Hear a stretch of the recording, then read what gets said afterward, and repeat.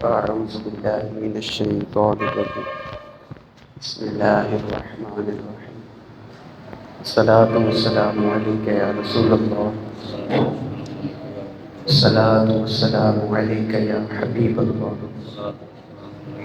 الصلاة والسلام عليك يا نبي الله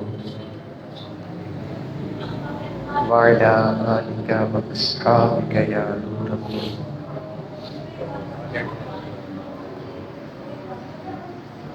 نویت سنت النبی کا اللہ پاک کے آخری نبی صلی اللہ تعالی علیہ وآلہ وسلم کا فرمان ہے، تم مجھ پر درود پاک پڑھو، میں تمہارے لیے دعا کروں. کتنی پیاری قصہ.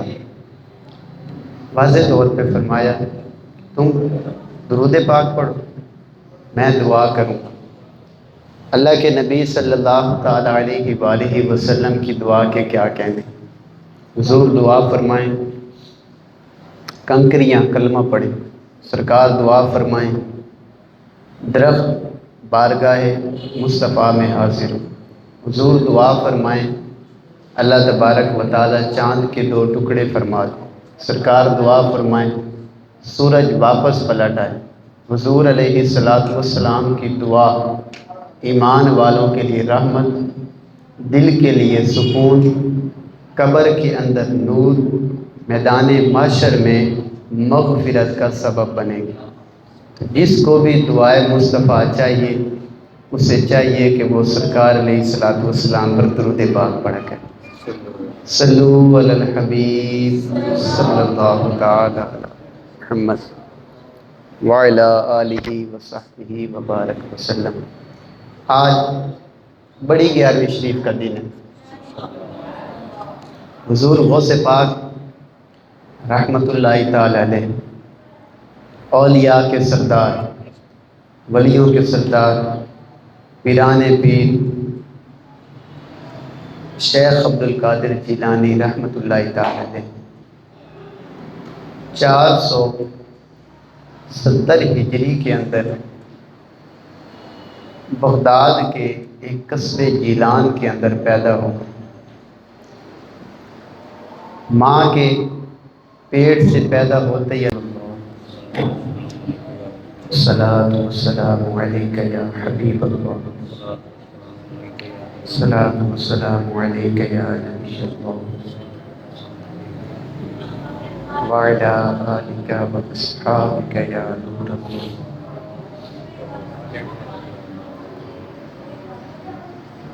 نویت سنت النبی کا اللہ پاک کے آخری نبی صلی اللہ تعالی علیہ وآلہ وسلم کا فرمان ہے، تم مجھ پر درود پاک پڑھو، میں تمہارے لیے دعا کروں. کتنی پیاری قصہ. واضح طور پہ فرمایا تم درود پاک پڑھو، میں دعا کروں. اللہ کے نبی صلی اللہ تعالی علیہ وآلہ وسلم کی دعا کے کیا کہنے. حضور دعا فرمائیں، کنکریاں کلمہ پڑھیں. سرکار دعا فرمائیں، درخت بارگاہ مصطفیٰ میں حاضر ہوں. حضور دعا فرمائیں، اللہ تبارک و تعالی چاند کے 2 ٹکڑے فرما دیں. سرکار دعا فرمائیں، سورج واپس پلٹ آئے. حضور علیہ السلام کی دعا ایمان والوں کے لیے رحمت، دل کے لیے سکون، قبر کے اندر نور، میدان محشر میں مغفرت کا سبب بنے گی. جس کو بھی دعائے مصطفیٰ چاہیے اسے چاہیے کہ وہ سرکار علیہ السلام پر درود پاک پڑھا کرے. صلو علی الحبیب صلی اللہ تعالی علی محمد وعلی آلہ وصحبہ وبارک وسلم. آج بڑی 11ویں شریف کا دن ہے. حضور غوث پاک رحمۃ اللہ تعالی علیہ، اولیاء کے سردار، ولیوں کے سردار، پیران پیر شیخ عبد القادر جیلانی رحمۃ اللہ تعالی علیہ 470 ہجری کے اندر بغداد کے ایک قصبے جیلان کے اندر پیدا ہو۔ ماں کے پیٹ سے پیدا ہوتے ہی اللہ کے ولی تھے، مدرزاد ولی تھے۔ پیدا ہوتے ہی آپ نے روزہ رکھا۔ آپ رحمۃ اللہ تعالی علیہ بچپن شریف سے علم دین حاصل کیا۔ کثیر عرصہ تقریباً 30 سال علم دین حاصل کرتے رہے۔ پھر اس کے بعد چند سال تک عراق کے جنگلوں کے اندر اللہ تعالیٰ کی عبادت کرتے رہے۔ اس کے بعد جب اللہ کا حکم ہوا تو لوگوں کے درمیان آ کر آپ نے تبلیغ فرمائی۔ کثیر لوگوں کو، کفار کو مشرف با اسلام کیا۔ اپنی عبادت، اپنی ریاضت اور کرامات کے ذریعے لوگوں کو اللہ کے قریب کر دیا۔ بہت ساری کرامات ہیں حضور غوث پاک رحمۃ اللہ تعالی علیہ کی۔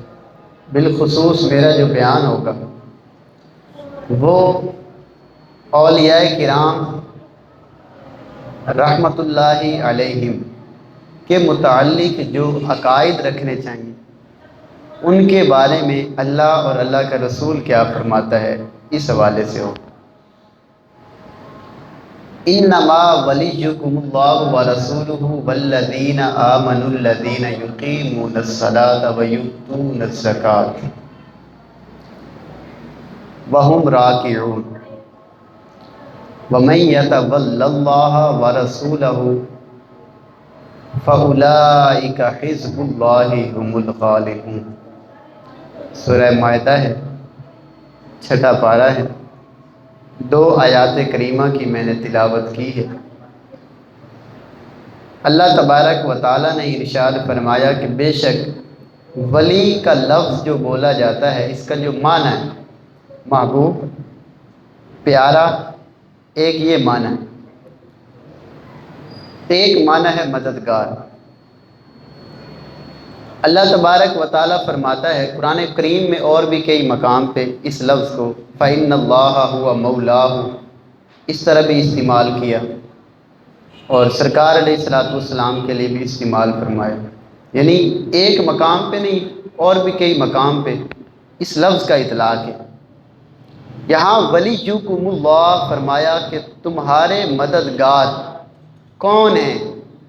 اللہ ہے، اللہ کا رسول ہے، جو نماز پڑھتے، زکوٰۃ دیتے، نماز رکوع کرتے، وہ مسلمان ہیں۔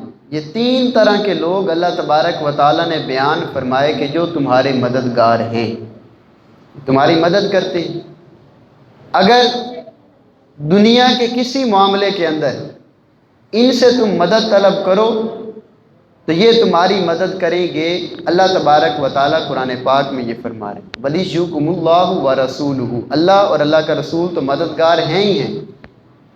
ایک اور مقام پہ فرمایا فَإِنَّ اللَّهَ هُوَ مَوْلَاهُ وَجِبْرِيلُ وَصَالِحُ الْمُؤْمِنُونَ، فرمایا بے شک ان کے جو مددگار ہیں اللہ ہے، وجبریل اور جبریل علیہ السلام ہیں، اور نیک ایمان والے ہیں وہ بھی ان کے مددگار ہیں۔ آگے اللہ تبارک و تعالیٰ نے فرمایا کہ جو ان سے مدد طلب کرے گا ان کے متعلق اگلی آیت میں فرمایا کہ وَمَن يَتَوَلَّ اللَّهَ وَرَسُولَهُ فَإِنَّ حِزْبَ اللَّهِ هُمُ الْغَالِبُونَ۔ اللہ اور اللہ کے رسول سے جو لوگ مدد طلب کرتے ہیں وہ کبھی نامراد اور خسارے کے اندر نہیں رہتے بلکہ غالب آتے ہیں۔ اللہ تبارک و تعالیٰ ان کی مدد کو ان کے حق میں قبول فرماتے ہیں۔